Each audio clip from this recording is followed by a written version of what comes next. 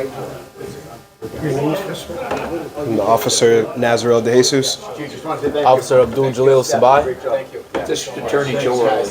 Send them all. Talk a little bit further about your academy experience and what this day means to you. For me, I mean, the academy was probably one of the hardest things I've ever had to do in my life.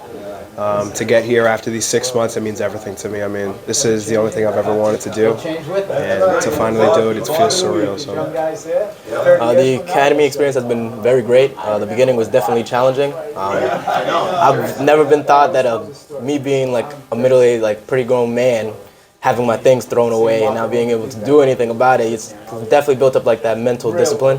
And throughout the academy, I built up a lot of great skills to carry with me further in my career. You guys go from recruits to boots. How's that feel? honestly, like, I mean, even now introducing myself as Officer De Jesus, it sounds so weird to me. I mean, it's going to take a lot of getting used to, but again, I mean, it feels surreal. It's just everything. This is everything I've ever wanted. So. I'm basically on the same boat on that. We started the academy as recruits, and then for the last 6 months, it's just been recruits. So now to transition from recruit to officer is definitely a new thing. So it's something I definitely got to get used to, but it's a surreal experience. Joe,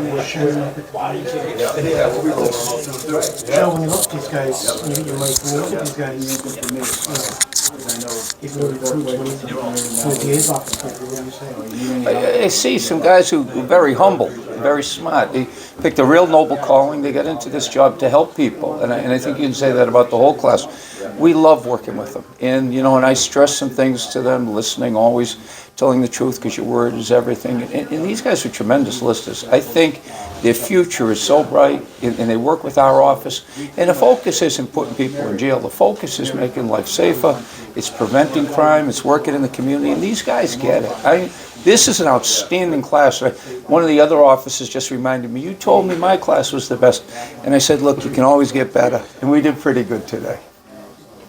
Running climate, a lot of people with companies. What made you guys say, I'm going to step forward, I'm going to do this job? For me, it's exactly because of what the climate is today. I still want people to be able to see police officers and feel safe.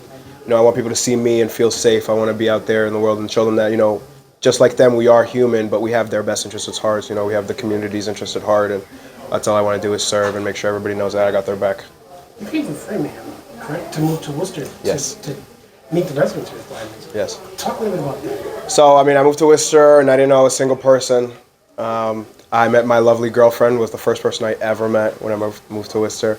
And I have grown to love this city with everything in me. I don't think I would ever leave, so it's the best city I've ever lived in. You originally from Worcester?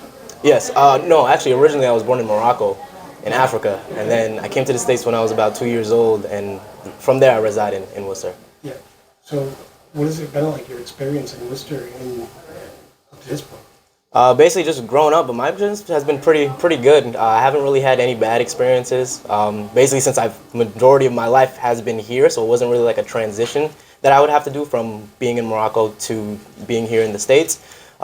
Basically, every police officer I've ever encountered always helped out my family, especially since my family were immigrants and they didn't really know anybody. It's a new place, new world, new culture was a big thing.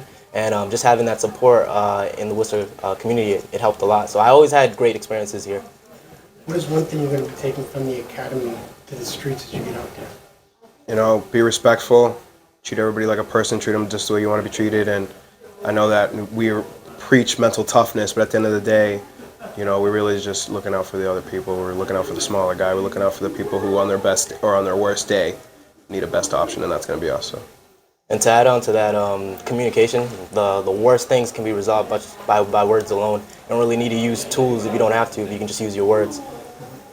Joe, you gave some advice up there on the stage. What is some advice one-on-one to these two as they hit the street that you would give to them? I wouldn't change anything from what I said. They just hit on the high points. Treat people the way you want to be respected. You can never go wrong using the golden rule, dignity and respect. Sometimes there's a famous gospel, it reminded me of it. Spirituality comes into this for me. And it's preach the gospel.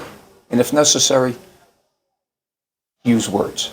And that just means your actions are going to dictate who you are. These guys, life's up and downs, and they've been well conditioned, well trained. You're going to have good days, you're going to have bad days, you're going to have highs, you're going to have lows, but that's life. And these guys are great. You know, they really are. I'm looking forward to working with them. It just renews my faith in all of this when you see guys like this come out representing the community. And I think it sends a great message to other people that anyone can become a police officer, from Morocco, Amanda Cullen from Framingham. This is great. And that's why Worcester is so great.